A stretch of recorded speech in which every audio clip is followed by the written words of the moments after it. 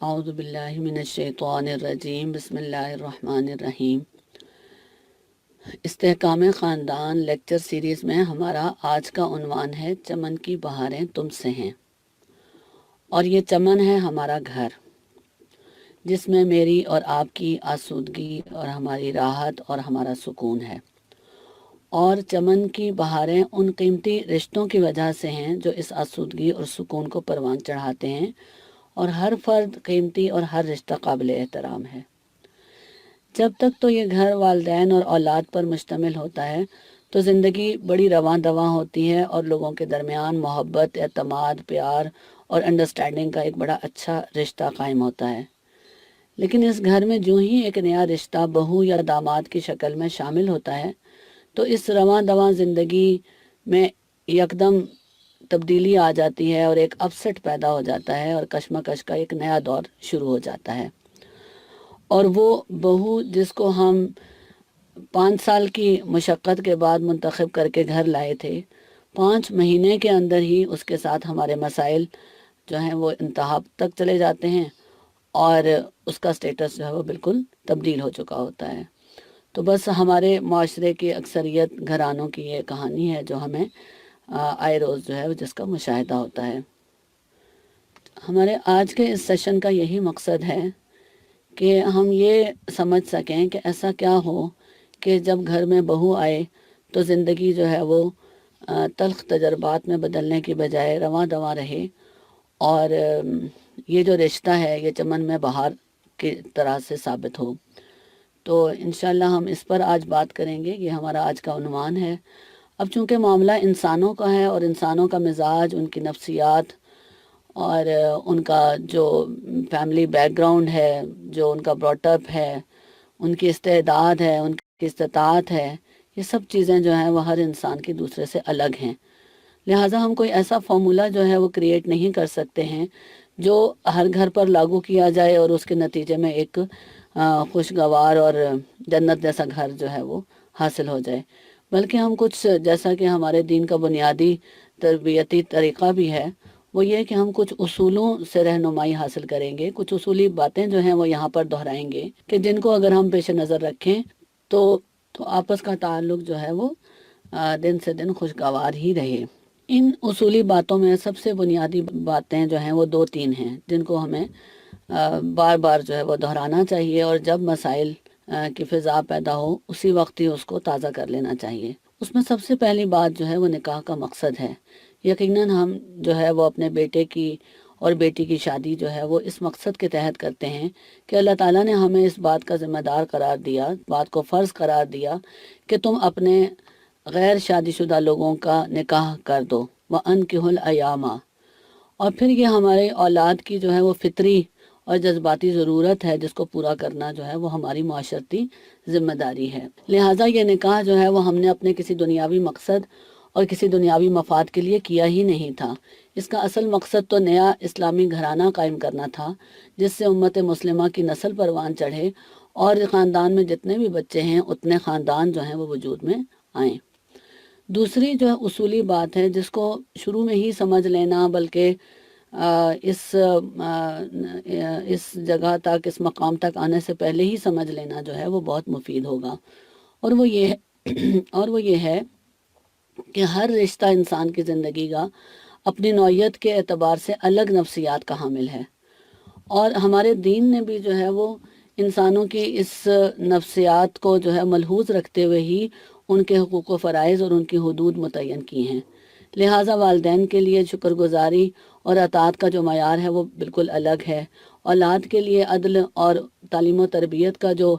معیار ہے وہ تاکید جو ہے وہ بالکل الگ ہے، اور ماں جیسا رشتہ جو ہے وہ کسی اور کا نہیں بنایا ہے، اور اسی طرح شوہر جیسی قوامیت جو ہے وہ کسی اور کے حصے میں نہیں آئی ہے۔ لہٰذا جب ہم کسی بھی جذبے کے تحت، خواہ وہ محبت کا ہو یا کراہت کا، رشتوں کو غیر فطری طریقے سے آپس میں گڑمڑ کر دیتے ہیں اور ان کے نفسیاتی افتراق کو جو ہے وہ ملحوظ نہیں رکھتے ہیں، تو پھر ہم عملاً جو ہے وہ پیچیدہ مسائل کا شکار ہو جاتے ہیں۔ اب ہم کچھ عملی باتوں کی طرف آتے ہیں،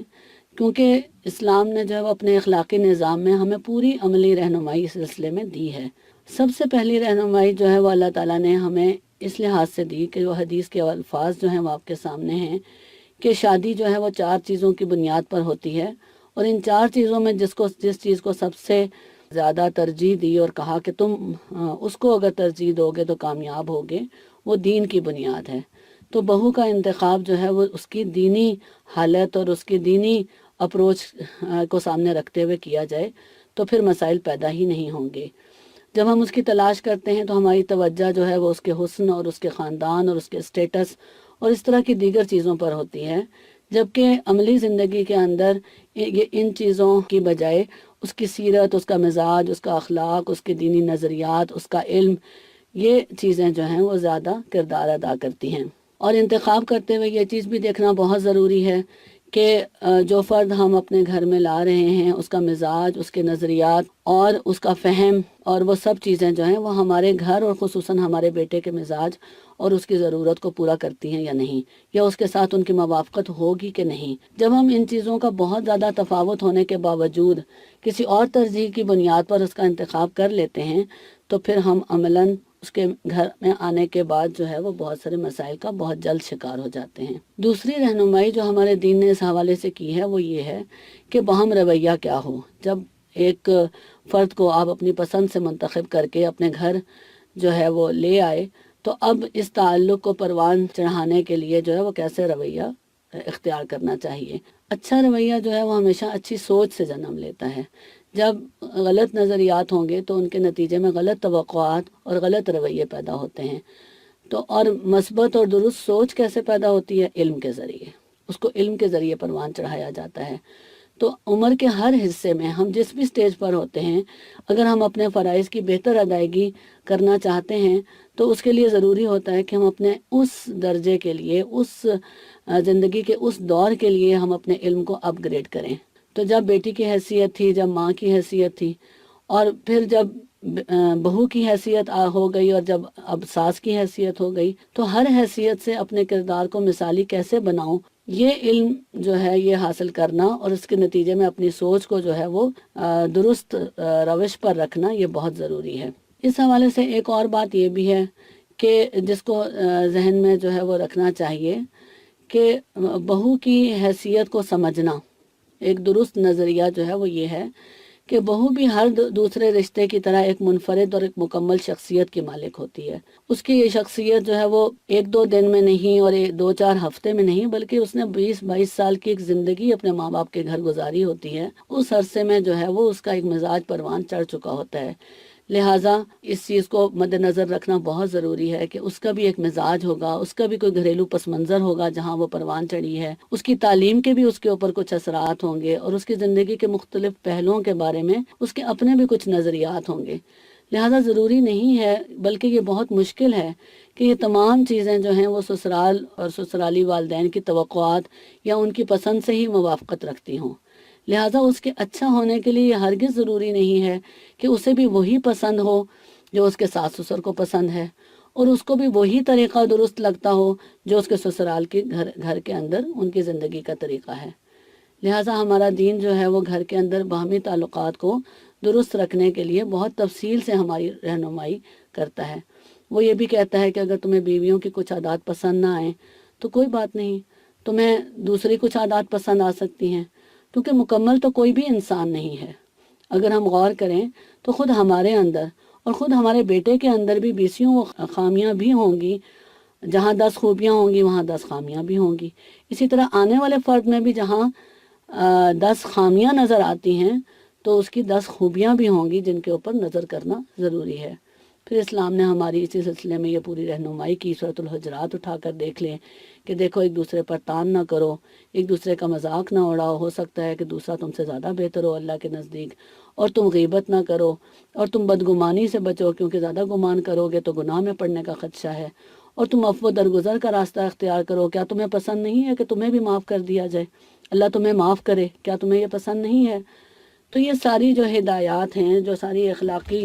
اخلاقیات ہیں، اور جو ہمیں قرآن کے صفوں پر بکھری نظر آتی ہیں، ہم ان کو پڑھتے ہیں تو ان کا پہلا اطلاق جو ہے وہ گھر کے اندر انہی رشتوں کے اوپر کرنے کی ضرورت ہے۔ نبی صلی اللہ علیہ وسلم کی یہ حدیث جو آپ کے سامنے ہے، یہ اس تعلق کی خوشگواریت کو بے حد بڑھا سکتی ہے کہ تم میں سے اس وقت تک کوئی مومن نہیں ہو سکتا جب تک وہ اپنے بھائی کے لیے بھی وہی پسند نہ کرے جو اپنے لیے کرتا ہے۔ میں اور آپ اپنے لیے جن چیزوں کی سب سے زیادہ طلب رکھتے ہیں، آپ سوچیں کہ وہ کیا ہیں؟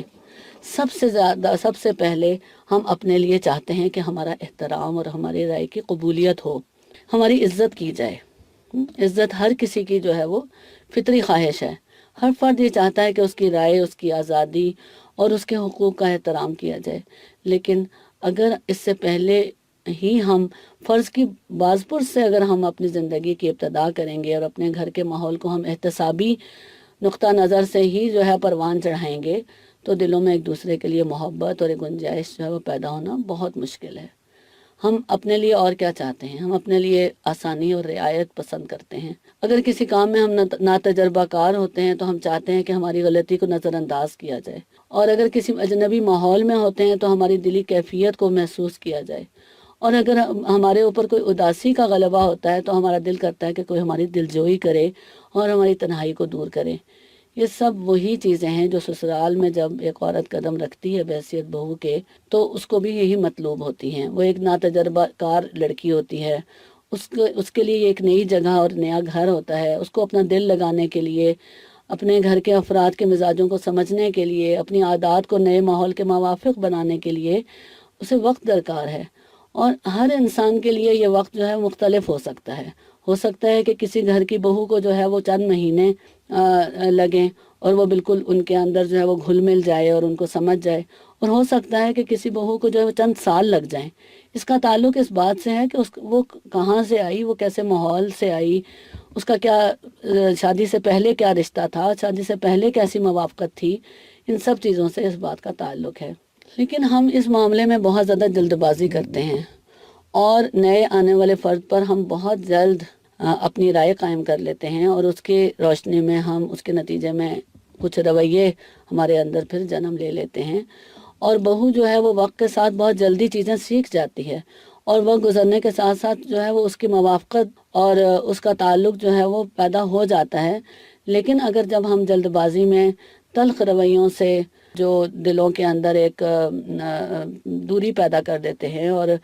جو ہم گھاؤ لگاتے ہیں اپنی زبان سے، اس کے اثرات ساری زندگی جو ہے وہ جا نہیں پاتے۔ اب ہم پھر اسی حدیث کے الفاظ کو دیکھیں تو ہم یہ دیکھیں جو کہا گیا کہ تم میں سے کوئی مومن نہیں ہو سکتا جب تک کہ وہ اپنے بھائی کے لیے بھی وہی پسند نہ کرے جو اپنے لیے کرتا ہے، تو اس میں ایک بہت اہم بات یہ ہے کہ اونچی اور غیر حقیقی توقعات نہ پیدا کی جائیں۔ نہ یہ توقعات جو ہے وہ لڑکی کے گھر والے کرے اور نہ لڑکے کے گھر والے کریں۔ توقعات ہم کس طریقے سے پیدا کر لیتے ہیں؟ ہم کبھی اس کے سگڑاپے کے بارے میں جو ہے وہ اس کو کسی ایسے درجے پر رکھ لیتے ہیں، کبھی ہم اس کے اخلاق کے بارے میں، کبھی اس کی دینداری اور تقویٰ کے بارے میں، اور اس معاملے میں ہمارا معاشرے کے اندر بہت ہی زیادہ غلو پایا جاتا ہے۔ ہم سمجھتے ہیں کہ اگر ہم پارسا لڑکی لے کر آئیں گے تو وہ ہمارے لڑکے کو بھی پارسا بنا دے گی۔ ہم سمجھتے ہیں کہ وہ لڑکی آئے گی تو بحیثیت بہو اس کا یہ کامیابی کا ایک بڑا انڈیکیٹر یہ ہوگا کہ وہ اپنے اخلاق سے سارے گھر والوں کا دل جیت لے گی۔ پھر ہم سمجھتے ہیں کہ وہ آئے گی تو ہمارا سارا گھر سنبھال لے گی۔ تو یہ سب توقعات جو ہیں وہ غیر فطری اور بعض اوقات جو ہے وہ بہت بلند ہونے کی وجہ سے بہت جلدی جو ہے وہ ہمارے رویوں کو متاثر کرتی ہیں۔ آخر میں جو ہے وہ عملی لحاظ سے دو باتیں کرنا چاہوں گی، کیونکہ کرنے کی تو بہت ساری چیزیں ہو سکتی ہیں اور بہت سارے پہلوؤں سے بہت طویل بات ہو سکتی ہے، لیکن دو چیزیں ایسی ہیں جن کا اثر جو ہے وہ ہمارے باہمی تعلقات اور خصوصاً اس رشتے میں جو ہے وہ بہت اہم ہے۔ اور وہ سب پہلی بات یہ ہے کہ حوصلہ افزائی بجائے اس کے کہ حوصلہ شکنی کی جائے، اور دوسری بات یہ ہے کہ رہنمائی اور تربیت۔ تو حوصلہ افزائی جو ہے وہ دو پہلوؤں سے کرنا اس سے مراد ہے۔ ایک یہ کہ ایک فرد کے خوبیوں کو جو ہے وہ نمایاں کرنا اور اس کا اعتراف کرنا، اس پر اسے شاباش دینا۔ تو جب ہم خوبیوں کا اعتراف کرتے ہیں اور ان کو جو ہے وہ نمایاں کرتے ہیں تو ایک فرد جو ہے وہ بہت جلدی جو ہے وہ آپ کے پیار اور آپ کے تعلق اور محبت کو محسوس کرتے ہوئے آگے کو بڑھتا ہے۔ دوسرا پہلو جو ہے وہ حوصلہ افزائی کا یہ بھی ہے کہ اس کی خامیوں کو جو ہے وہ اگنور کیا جائے اور اس کو دوسروں کے سامنے نمایاں نہ کیا جائے۔ اللہ تعالیٰ بھی ہمیں کہتا ہے کہ اگر تم کسی کے عیوب پر پردہ ڈالو گے تو تمہارے عیوب کی جو ہے وہ اللہ تعالیٰ پردہ پوشی کرے گا۔ تو لہٰذا جو ہے وہ اس چیز کا اہتمام کرنا، اس کو ایک وقت دینا کہ وہ اپنی خامیوں اور اپنے مزاج کے ایسے پہلوؤں کو جو ہے وہ اپنی تربیت سے جو ہے وہ بہتر کر لے، اور اس کے ساتھ ساتھ جو ہے وہ اس کی رہنمائی کرنا اور اس کو عمدہ نصیحت کرنا، اس کو اپنے گھر کے طور طریقے سکھانا، جو کسی بھی معاملے میں جو ہے وہ اس کی طرف سے اس کے مزاج کی کوئی بے اعتدالی ہے یا کسی کام کے کرنے میں جو ہے وہ اس کی مہارت کی کمی ہے، تو اس میں آگے بڑھ کر جو ہے وہ اس کو سکھانا اور اس کو جو ہے وہ آگے بڑھ کر یہ اس کی رہنمائی اور تربیت کرنا۔ تو یہ دو عملی چیزیں ہیں کہ جس کو اگر ہم توجہ کا بنا لیں حصہ، تو ہم اس رشتے کی خوشگواریت کو جو ہے بہت آسانی سے حاصل کر سکتے ہیں۔ تو بے شک یہ ساری باتیں جو ہیں، یہ سارے کام بڑے اولو العزمی کے کام ہیں، اور ان کے لیے اللہ تعالیٰ نے فرمایا ہے کہ بے شک اس کو جو ہے وہ صبر کرنے والے ہی پہنچ سکتے ہیں۔ تو صبر اور برداشت اور کشادہ دلی جو ہے وہ مطلوب اور صاف ہیں ان رشتوں کو باغ و بہار بنانے کے لیے۔ اللہ تعالیٰ جو ہے وہ ہمارے دلوں کو تنگی سے بچائے اور ہمارے گھروں کے چمن کو جو ہے وہ سدا بہار رکھے۔ شاعر نے کہا تھا کہ تم اپنی طرز سنوارو کہ برہمی نہ رہے۔ تو دراصل جو ہے وہ ہمیں کسی بھی دوسرے رشتے کے ساتھ اپنے رشتے کو اچھا بنانے کے لیے جو وہ اپنی طرز اور اپنی عادت اور اپنی تربیت پر توجہ دینے کی ضرورت ہے۔ السلام علیکم ورحمۃ اللہ وبرکاتہ۔